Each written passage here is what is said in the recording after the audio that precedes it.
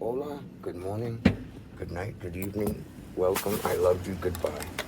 Um, if you're here, you're right. If you're not here, you're wrong. If you're here, it's not a mistake, you're supposed to be here. There's no mistakes with me. There's no coincidence. So, today, what I wanted to talk about is you rising stars that don't even realize you're stars.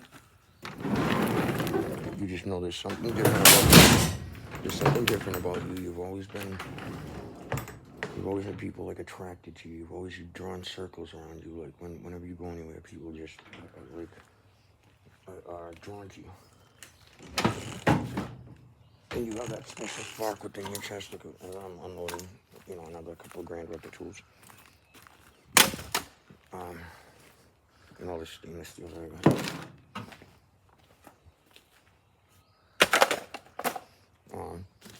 Dude, when you're in one of those jobs where you're in a rut and you know that you're like more intelligent and you know that you're more capable than even your boss is, but every day you can nice spring gun, I don't have one of these yet. And you know in your ride to work every day you just feel like you're just in a rut and you're just like you're wasting something almost. Like you know that you're meant for better, but you're just letting things waste right and slip right through your fingertips. And depending on your age, you might be. Listen, if you love your family, you won't fail. Failure won't be an option. At the very least, what I want to say to people is like, even if you have those feelings like any of the ones that I just mentioned, and those qualities where people are attracted to you, this and the other thing, record whatever it is you do. Doesn't matter what it is, and make a YouTube or a TikTok video out of it. Don't go to TikTok, go to YouTube, and put it out there. That'll get you your answer on a smaller scale on a test. Because say you're a garbage man, and you just show yourself hanging under the truck, driving on the street, jumping out, getting people's trash, throwing it on, and just, talking normal like how I'm talking to you. Watch how many people end up watching it. Don't worry about the views. Just put it on. Put yourself out there. Just let it fly. Whatever happens, happens. I'm telling you, dude. You might be depriving the world of something special that you have that you don't realize unless you share it with the world. And you might also be killing yourself at work when you don't have to. You could become a fucking... This is another beautiful thing about today's age. A 12-year-old can own Lamborghinis and a loft in LA, but primarily live in New York, just from YouTube and playing video games. That's the world we live in today. If you're not wise enough to open your eyes to see that that's how the world is rapidly changing and that there are other ways other than just college for fucking da-da-da-da, anyone, I mean anybody, could start a YouTube channel and make it successful and get to the point of advertisers and get into the point of living off of it. Anyone could. It's just, you have to stick with it. You have to do it. You have to keep putting out content. You have to flood the market with content so that it comes across everybody's fucking lap at one point. And the way you do that is short. It's short videos because they're so fast and easy. You can do them with your phone in a minute. Just whatever it is you're doing, even if it seems like the most stupid thing. Oh, look what I found that I forgot about these. I grabbed them because I don't know what to think about them. You get all of them. The Bee Gees, Bob Dylan's greatest hits, and I got another case right now. Hold on.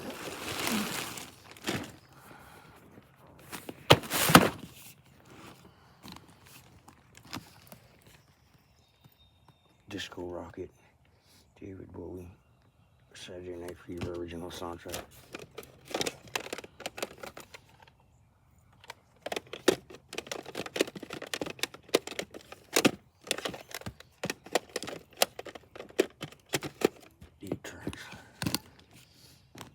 I don't know too many markets because you don't really see them ever. That's why I grabbed them, because I never even really looked. I could have just looked on my phone right on the spot, but I don't know. I didn't.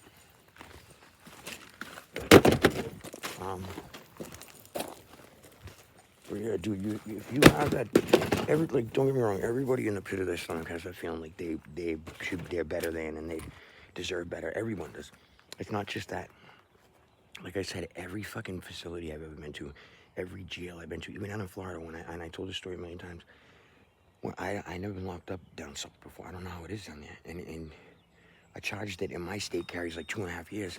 The detective on there telling me he's carrying like 20 to life, and I'm like thinking he's blowing smoke on my ass, and he's like, no, he's not. No, Florida's it's a commonwealth, and they have their own fucking rules with certain shit. They don't fucking play around. So whatever, that's just beside the point. When I got in there, naturally, when you're locked up, I'm not racist, but this is what you have to do. Anyone who's been locked up knows what I'm talking about. You have to look for your race. You have to see how the run of things go down. I come to the Sally Port door. It's loud. Everyone in the unit hears when the Sally Port opens. It's like, you know, when they let you in the unit. So I come in, I look around, I canvass like the unit real quick, and I see a newspaper come down like this, and a dude look at me, and then the newspaper go back up. And it was a white dude, and he had a black eye. I'm like, oh, great. I'm like, the only other white dude, and they fucking already tagged his ass up. I'm like, I'm fucking in for it. I ended up chilling with all these black dudes with gold teeth and fucking straight up gangster motherfuckers. We're all laughing when we shooting the shit, thinking I was fucking the man within a day of being there. Like, it was like no time, because they first off the bat, they thought it was odd that I came right up and asked for winners while they were playing cards.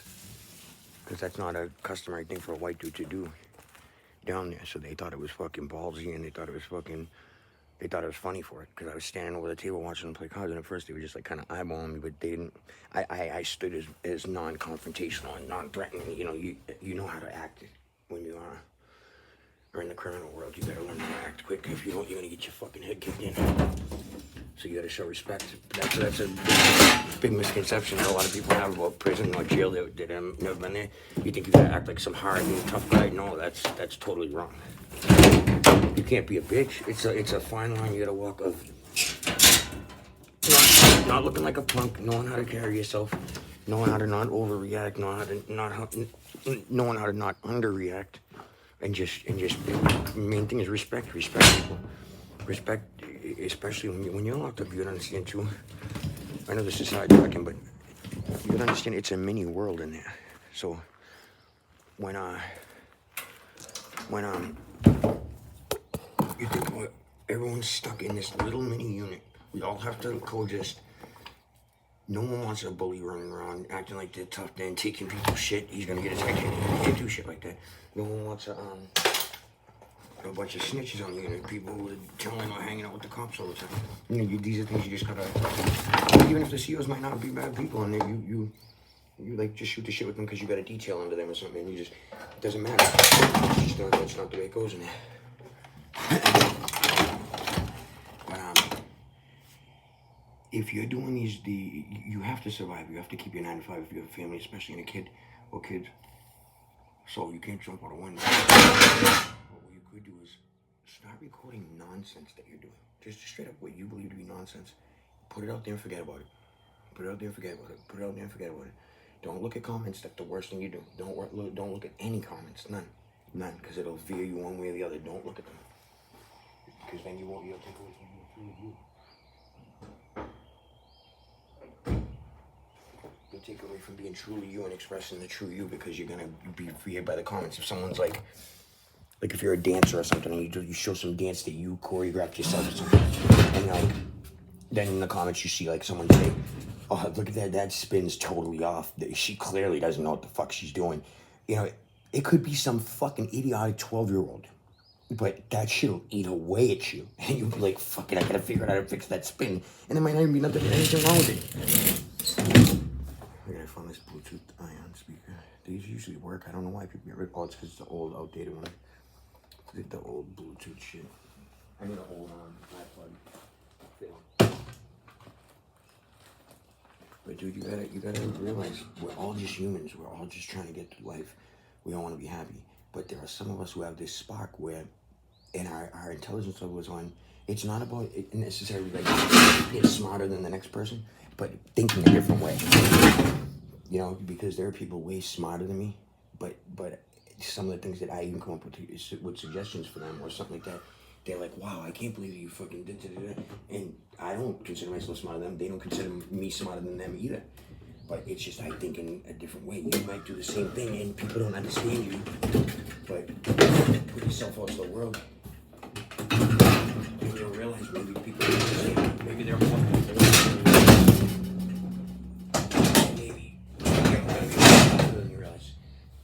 Dude, some of the biggest videos there are how to peel an orange, how to peel a banana, how to make a peanut butter and jelly sandwich. Those are some of the biggest videos. Make a crunch list of 10 of the stupidest menial things, like how to brush your teeth.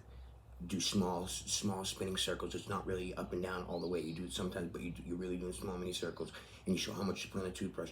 Dude, watch how many views it gets. You show, like I said, how to make peanut butter and jelly sandwich. How to put air in your fucking tire. How to check the gauge to see if you got the right pressure. You just assume everyone knows this shit. Some people, they dude, look at the views on this. Like billions of fucking views for something. Well, not billions, but like close to. Oh, I found this shit too. Real Hollywood picture. It's a Hollywood Bowman. It's a real picture. I don't know where the fuck they got it, but that's a nice picture. I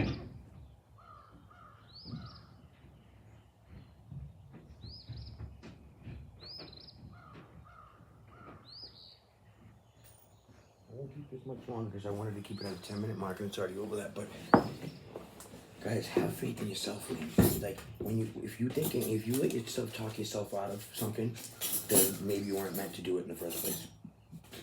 You know what I'm saying? Like, because all I know is I don't ever talk my shit out of shit that when it's relying on my own things that I have control over. I won't ever talk myself out of it because I know I'm in control and I have the capability of completing the task.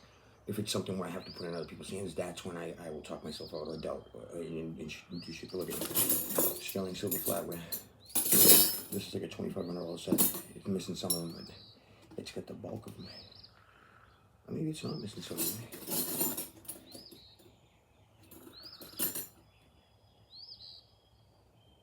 I don't know. Whatever. I gotta get stuff out of the truck that I'm not wanting to walk back with, so I gotta come back to you all today and drop off this truck. And they gave me a $400 fee. $354, right? They have an image. Because it was a day late and it was not cleaned correctly. He said he found paraphernalia in the front cup holder. I cleaned everything else out. I didn't see it because it was brown and I didn't like stand up to look up and over it. So when you're looking at something that's round at this like level, if it's in the corner you can't see it. So I thought I checked it and I missed one little thing. It's a blunt roast, dude, throw it away. Then he's seen that I got money and he was, because when I pulled out my money to pay, he goes, damn bro, can I get down with you? What do you do for work? And I go, I just do my own thing. I just do whatever's necessary, hustle and shit, but all along the way. He goes, I gotta feed 4 kids. I gotta. He's like, if you need, like basically saying, do I need any help? It's like, cocksucker, you just told me you charged me $354 for a fucking clean for you. Think I'm gonna fucking hire you for shit? And the fucking thing is, I need somebody too. I already offered to hire people in the past, but the fucking girl fucked me up. Well, you guys got it twisted if you think I'm some shitbone. You got it way twisted. You're just looking at me. You just see me in a light that I'm in now, where I'm in one of the biggest lows of my life. You're not seeing me like last year when I'm fucking going up to my land with my truck and fucking dirt bikes and quads and fucking having a blast, and you're not seeing all that shit. Me buying new shit every week, crazy shit. Buying motorcycles, buying dirt bikes. Like I had fucking 4 dirt bikes and 3 quads all here, and I had nasty ones, dude. Like I had a 2-stroke Honda 250 dirt bike, but it was a 2001, and I totally got it by just looking at pictures of a cool dirt bike that was expensive, because then I thought in my head, all right, expensive equates, it must be one of the nice ones or whatever. Not like a complete dummy, but I just kind of went out on a limb because I don't know much about dirt bikes. I know how to ride them. I don't know like all the like ins and outs. So I go and buy this thing, right? The dude goes, I go, yeah, I want to take it for a test drive. Dude goes, do you know how to ride good and stuff? And I'm like, dude, I ride street bikes. I got a Gixxer, a 750. I'm more than comfortable with riding bikes. He goes, all right, well, I'm just gonna tell you this thing's got. He's like, it hasn't warmed up fully yet. So when it's cold, he said, this thing fucking kicks, boy. And I'm like, all right, nah, dude, I'm good. And I said, I'm good. Like, I was popping wheelies on a fucking Gixxer, I'm good. And he says, all right, here you go. So he started it up, and I fucking got on it. Dude, that thing was like a fucking horse, dude. Like, I never fucking felt the power. Like motorcycles are different because even though it's a 750, it's so much more weight. And something about the two-stroke gas, by the way, how it's not just regular gas and it's in a gas oil mix. There's something about it. I love the smell too. The smell of two strokes is so fucking. It just reminds you. It reminds me. It's like nostalgic in the sense. It reminds me of good times, summer, my son, me, my girl, like campfires. That's what it reminds me of. Smell of two stroke. Even when I do it in the backpack blower sometimes, because it uses the same gas. It's a different mix ratio by like the percentage or whatever.